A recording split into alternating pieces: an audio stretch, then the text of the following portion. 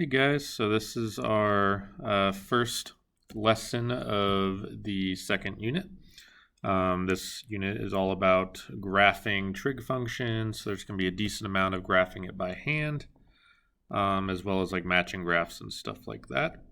So let me get my pen working here, and then we'll get started. And it's not working. There we go. All right, so graphs of sine and cosine is what we're going to start with, but we are going to do tangent, cotangent, secant, cosecant as well. But they all kind of build off the sine and cosine. So first off, a reminder of how the unit circle works. Remember that sine is the y value, cosine is the x value. So if you look at the y values as we start from the standard starting position, y starts at 0, goes up to 1, goes down to 0, down to -1, back to 0, and repeats. So if we think of that not on a unit circle, okay, we start at 0, it's going to go up to 1, down to -1, back to 0. Or if we think about it in terms of maybe time or the angle, then it goes from 0 up to 1, down to 0, down to -1, back to 0. So that's essentially what a sine wave looks like. Cosine, very similar, but it starts at 1, goes to 0, -1, 0, 1. So cosine starts at 1, goes down, back up. So very similar. I'm not sure why it keeps on deleting stuff. Hold on. There we go. So that's our standard sine and cosine waves. So if you take a look at it on a graph, so we start at 0, and if the x value is our radians, well, we know it takes 2 pi to go around the circle, so that means it takes 2 pi to begin to repeat a wave. So this is what's called a periodic function or a periodic graph. It means there is a period to it, and the word period implies how long it takes to repeat a cycle. So the cosine is very similar as well. So going from 0 to 2 pi, it completes one full wave. And if we look at both of them on the same graph, they're very, very similar. Okay, so the blue one is the sine. The red one is the cosine. The only difference between them is essentially the starting behavior. So where it starts and what direction it goes. So the sine starts in the middle of its wave and goes up. The cosine starts at the top of its wave and goes down. Other than that, they work almost the exact same way. Okay, and if you slide one over, they'd overlap perfectly. So let's talk about some key points. Whenever you're graphing a sine or cosine curve or any of the others, tangent, cotangent, secant, cosecant, it's very, very helpful to get some key points on there. Okay, you've got your middle points. So sine starts at the middle, hits the middle, in the middle, and then ends in the middle. And then between the first two middle points, you have a peak. And between the second two middle points, you have a valley, so a minimum and a maximum. If you look at our table here, these points come directly from the unit circle itself. So you have the points 0, 0. At pi over 2, y is 1. At pi, sine is 0. 3 pi over 2, we have -1. 2 pi, we have 0. So whenever you're graphing these by hand, you should be using a minimum of 5 points and then connecting the points with a wave. So there are 4 properties that you can change up in your wave. So these are some definitions for you, and I'm going to go through examples of each. So the amplitude, how far up and down the curve travels from its center. The standard amplitude is 1. So the greater the amplitude, the bigger up and down the curve is going to look. Period. How long across the x-axis it takes to repeat a cycle. And the standard period is 2 pi. because it takes 2 pi to go through a circle, or we can say 360. So if we are graphing in terms of degrees, it would be a 360 period. The midline is the horizontal line of reflection. The standard midline is 0. And then the starting point and behavior, where the wave starts and what direction it travels from there. So the standard, the sine starts the midline and goes up, like I just showed you. Cosine starts the peak and goes down. So let's look at these visually. So the midline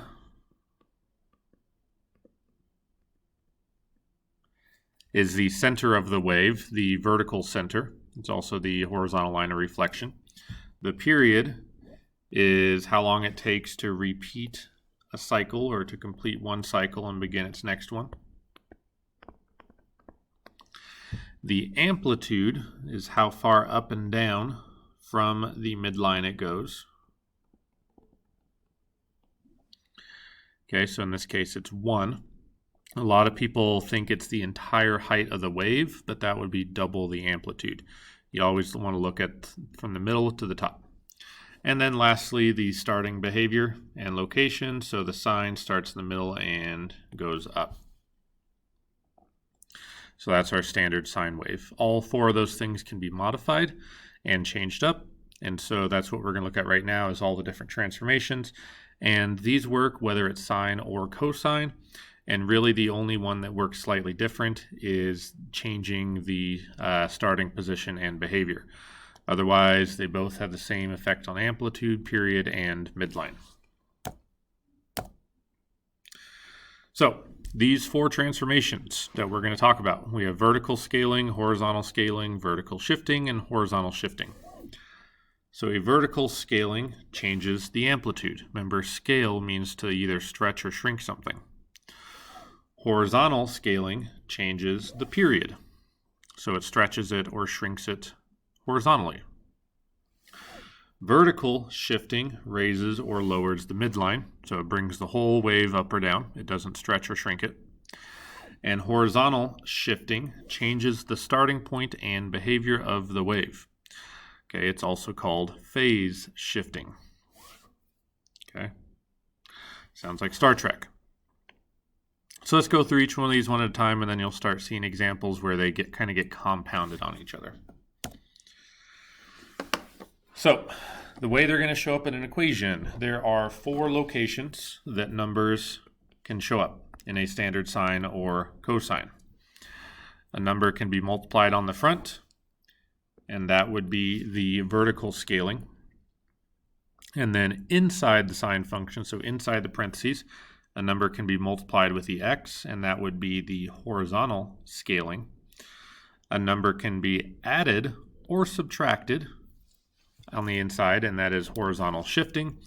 And a number can be added or subtracted on the outside, and that is vertical shifting. So from college algebra and algebra 2 in general, you talked about function transformations. Anytime something is happening inside a function, it is horizontal. So any numbers occurring inside the sine, parentheses, or the cosine, or tangent, cotangent, anything, that is only affecting the horizontal behavior of the graph. Numbers on the outside, so the A and the D, is only affecting the vertical behavior. Okay. So here's a few examples of vertical scaling. So a changing of the amplitude. So we've got our standard sine wave. We've got a sine wave with a 2 on the front and a sine wave with a 0.5 on the front. So the way this works, well, we know that the standard sine has an amplitude of 1. So if we look at starting the midline and then 1, the only graph that's going all the way up to 1 and down to -1 is the blue one. So the standard wave is blue. Okay. Now, if we want to multiply the amplitude by 2, we now go all the way up to 2 all the way down to -2. So that 2 on the front creates an amplitude of 2. 0.5 on the front creates an amplitude of 0.5, so you see that would be our purple line here. So purple. So the number on the front of the trig function is your amplitude. If there's no number there, it's a 1. Okay? So, like I was just saying, the A is the new amplitude. If it's not being changed, you got to remember what your default is, and the default is 1. Moving on. Examples of horizontal scaling. This one looks a little messier. Okay, so we have a sine x, a sine 2x, and a sine 0.25x. So we know that our default wave that's not been transformed, it starts in the middle, and at 2 pi, it's back in the middle going up. Now, it looks like there's 2 waves that are going up from there. We have the blue and we have the green. However, the difference between those two is how many complete wave cycles are occurring. So we have a wave where it's only completing, so it goes up, down, up, 1 wave cycle, and we have a wave that is completing. So that'd be the green one. Oops. Up, down, up, down, up. So the one that is only completing once is our default. So the blue line. The one with a 2 here tells you that your wave is going to work or occur twice as often or twice as fast. So that is our green. Okay, for each single repetition of the blue wave, the green one is occurring twice. So if you look at the overall graph, so let me erase a couple of my marks because it's getting a little messy.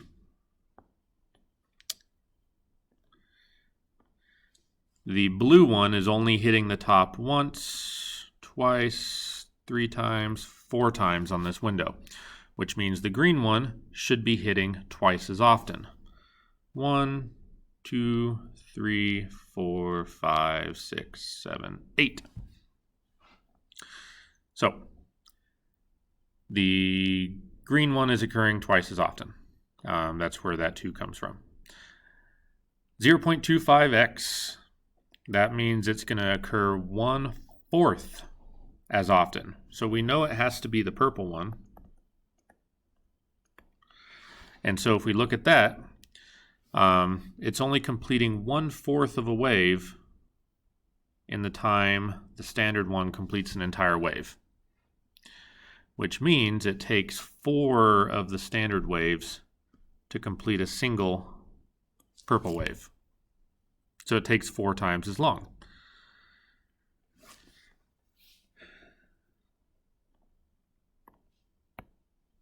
Let me erase that.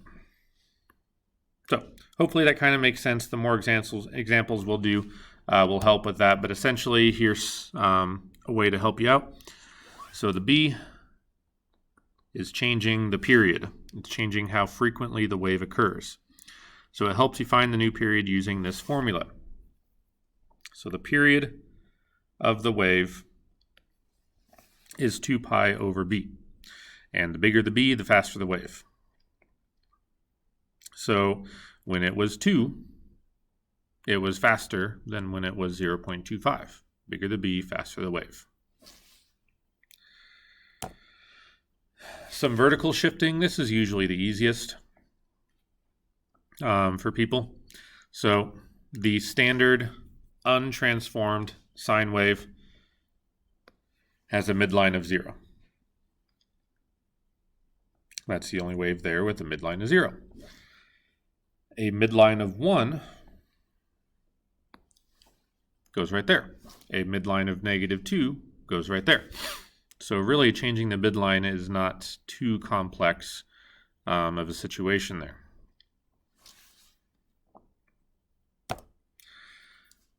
So the new D, whatever that number is the new center or the new midline of your wave. Okay.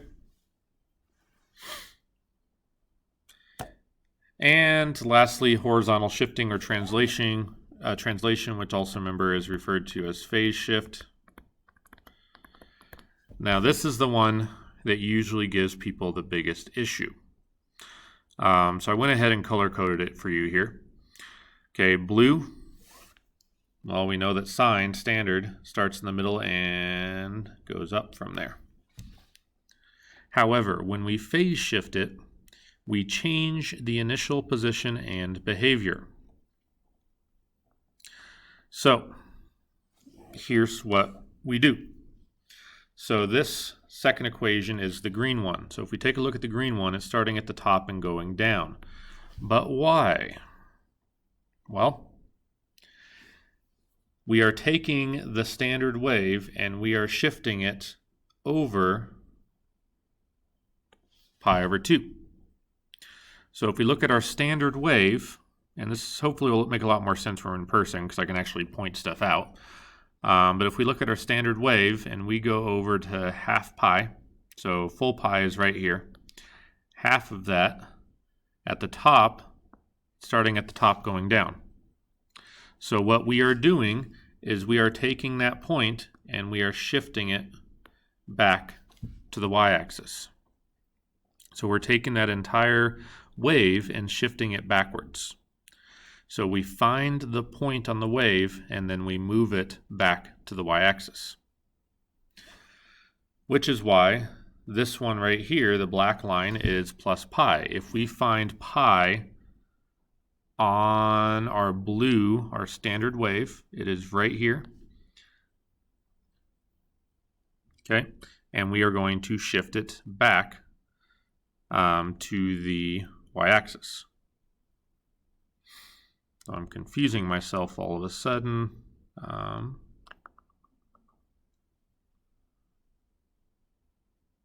I don't know why I'm confusing myself. I was looking at the wrong color. Sorry about that.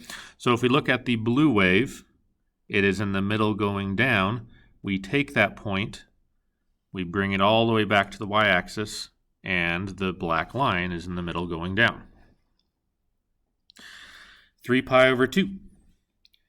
So 3.5 pi is this point right here. So if I look at the blue wave, it's in the middle going up, or sorry, the bottom going up.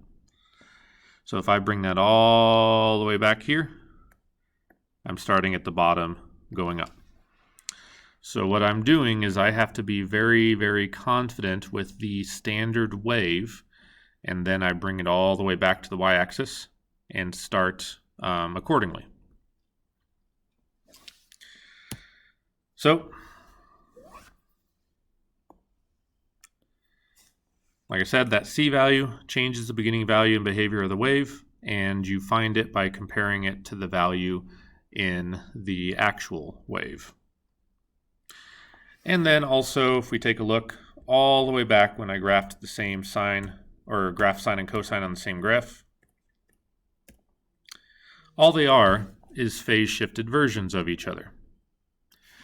Because the cosine starts at the top and going down, so on the sine wave, that's half a pi over. So if I translate it by half pi, they turn into each other. Which is exactly why all this stuff works, no matter if it's the cosine or if it's the sine.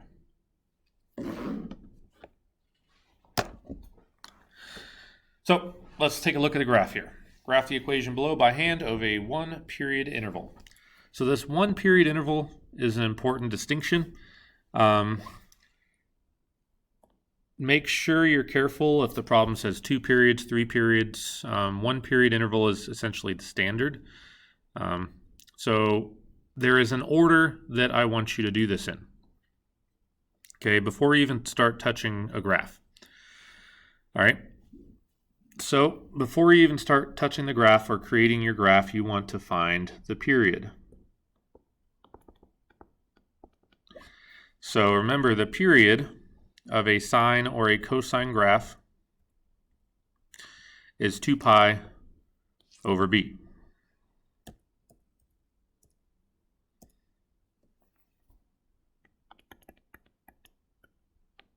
So if we look at this equation, we have an a of 2, a b of 4, and we don't have a c, and we have a d of 1. So 2 pi over 4, that means we have a period of pi over 2, which means our graph only has to go out to pi over 2. So that's first. Once I have that period, I'm going to set up my axes. And I am going to start it at 0, and I am going to end the x-axis at pi over 2. Now, it's not entirely important that you mark these other locations on the x-axis, but notice how I just cut it in half, essentially twice. Half and then half on each of those halves. So what that gives me, that's going to give me my 5 locations of my sine graph. And that's going to be enough for us. Now, on the y-axis, we want to make sure that we have our midline marked. And that's what's going to happen next. So I have a midline of 1. I am going to draw a dotted line at my midline. My wave is going to bounce up and down across that midline.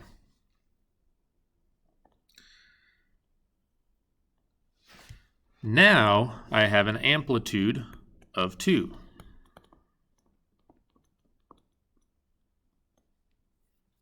So an amplitude of 2 means I'm going to go up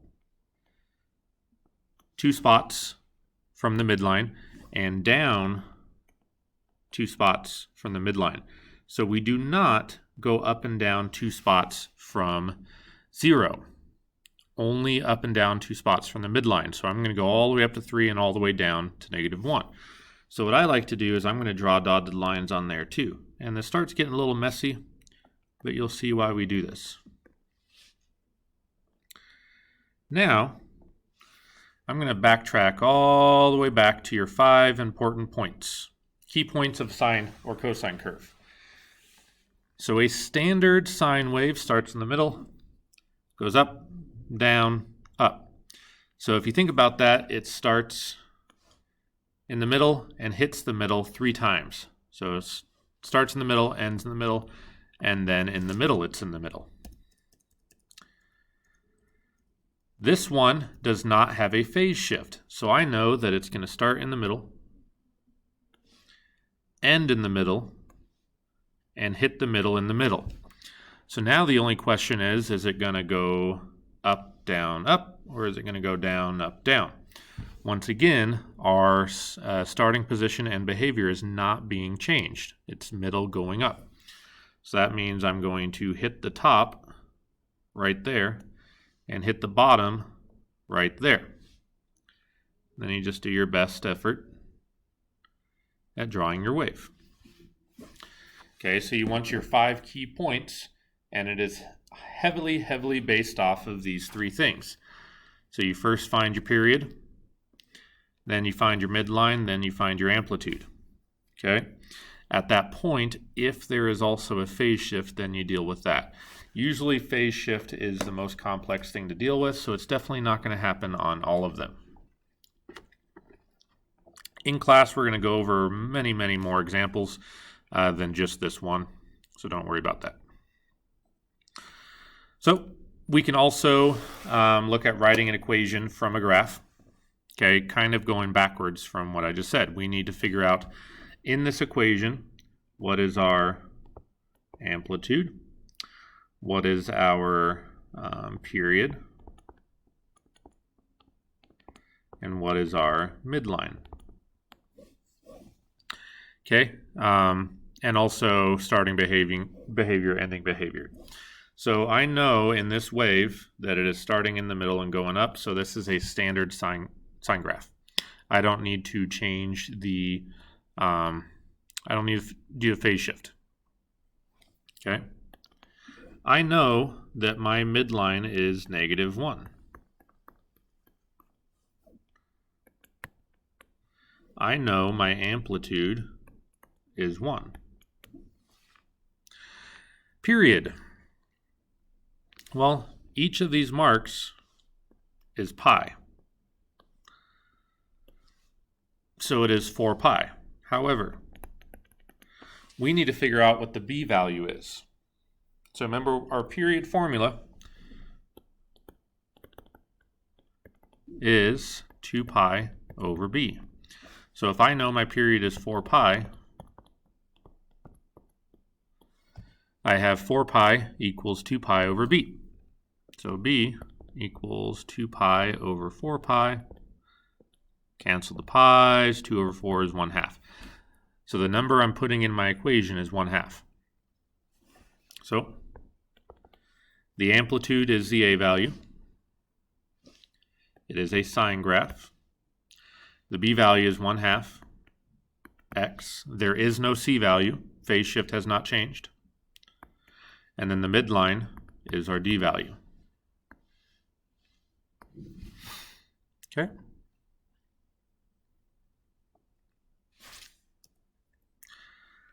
So, like I said, we're going to go over quite a bit more examples in class, just a bunch of examples, and then hopefully you'll get a bit more comfortable and confident with graphing these. Okay, you can always check your work on like Desmos or your graphing calculator.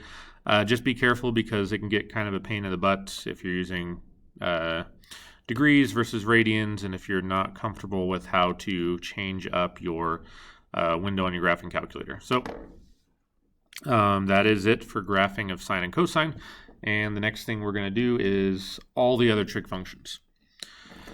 So like tangent, cotangent, secant, cosecant, all that fun stuff. So I'll see you when I see you.